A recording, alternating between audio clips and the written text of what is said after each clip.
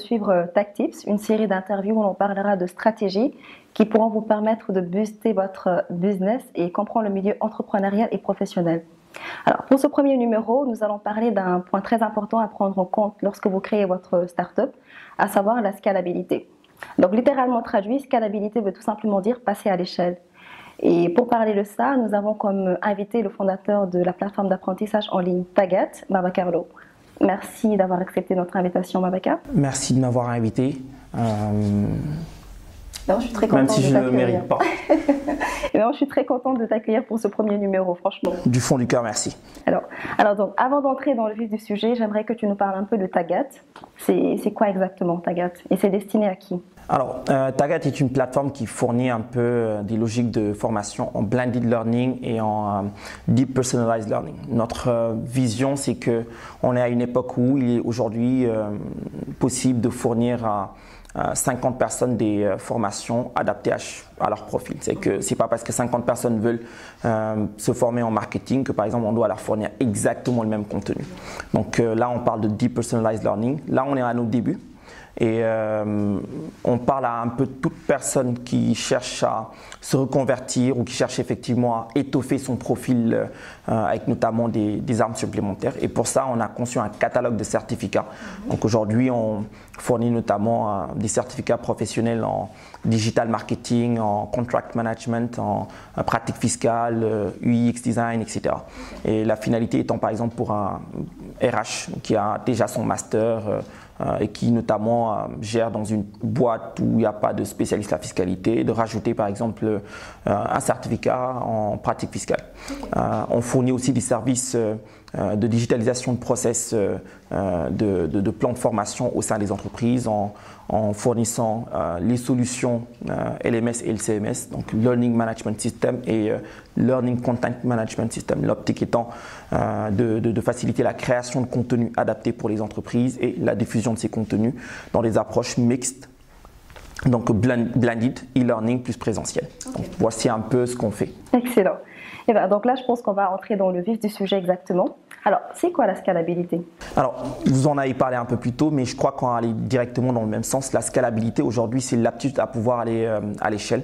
C'est un peu une approche dans le business qu'on a copié de l'informatique. Donc en informatique, quand on parle notamment des aspects matériels ou des aspects logiciels, c'est l'aptitude à pouvoir absorber la croissance par rapport à la demande. Donc une infrastructure informatique qui par exemple reçoit 5 requêtes et qui d'un jour, d'un coup se met à recevoir des centaines de requêtes supplémentaires. Est-ce qu'elle est en mesure effectivement de garantir toujours la qualité ou la latence, de garantir qu'il n'y ait pas de latence, donc le temps d'attente, etc.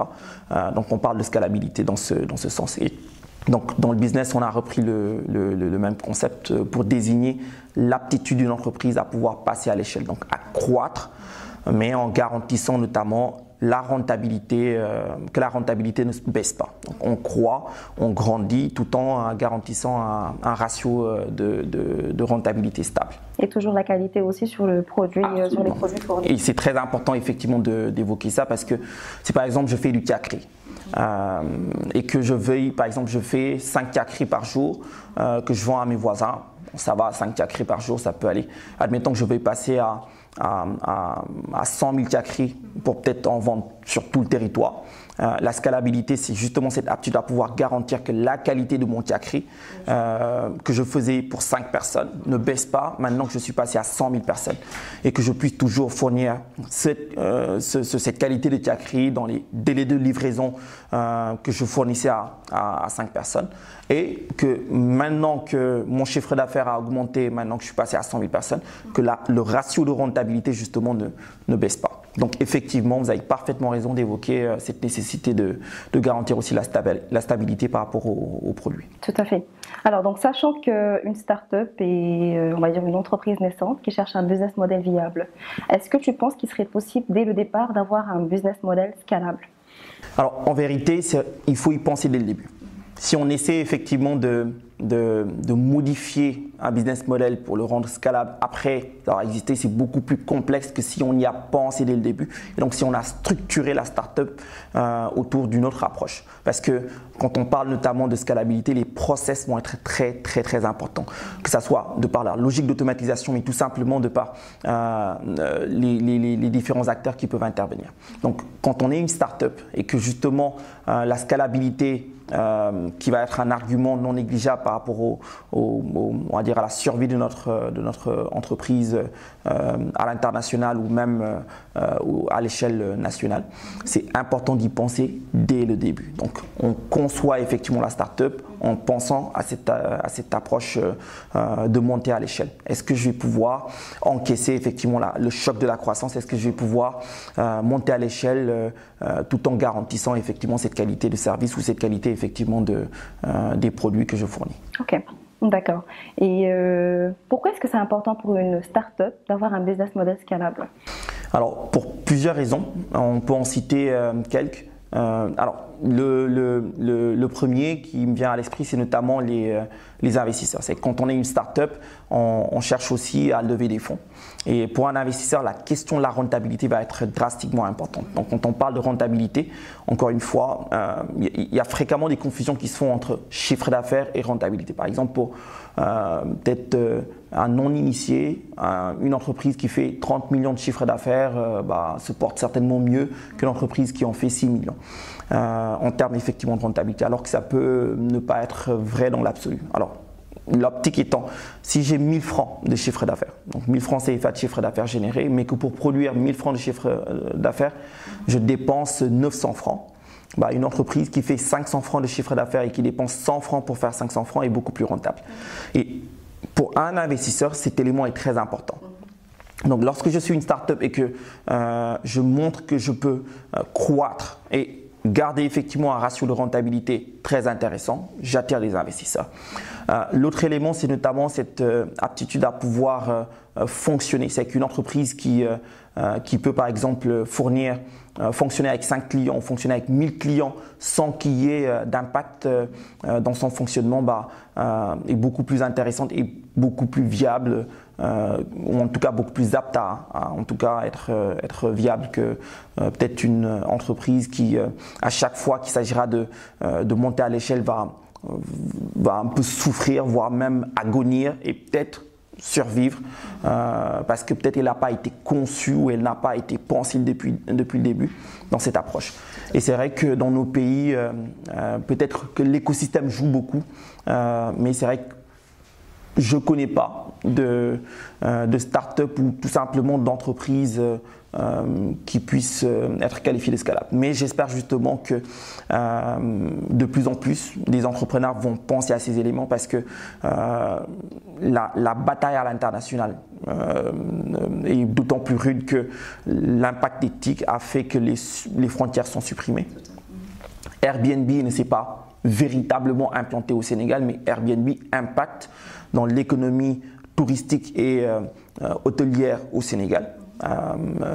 Et donc si effectivement j'étais une entreprise avec une plateforme qui louait ou qui permettait, admettons que j'aille une marketplace, je suis impacté par Airbnb qui justement a un modèle scalable, a trouvé un moyen effectivement de pouvoir grandir à l'échelle et de pouvoir lancer plusieurs pays, donc d'aller à l'international. Et cette pensée doit être adoptée par les startups. Et que se dire dès le début que mon marché, ça ne peut pas être Dakar, ça ne peut pas être le Sénégal, ça peut être Abidjan. Je dois très rapidement penser effectivement à un produit qui puisse me permettre d'être scalable. Donc de monter très rapidement, de quitter Dakar, de quitter le Sénégal, de quitter l'Afrique de l'Ouest, de quitter l'Afrique et de pouvoir effectivement m'étendre à l'international. Donc voici quelques raisons effectivement qui devraient pousser des entrepreneurs ou en tout cas des start-upers à penser scalabilité au moment où ils conçoivent leur idée de projet ou leur business model. Tout à fait. Alors donc parfois il y a une nuance entre croissance et scalabilité.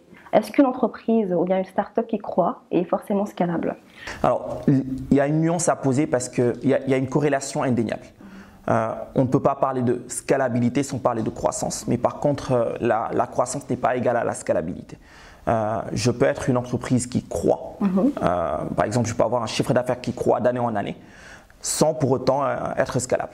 L'exemple le plus parlant pourrait être Groupon, donc qui justement est une plateforme qui permet des achats groupés et qui a lancé plusieurs pays ces dernières années avec un chiffre d'affaires qui augmentait d'année en année, mais avec une rentabilité qui était en perpétuelle baisse.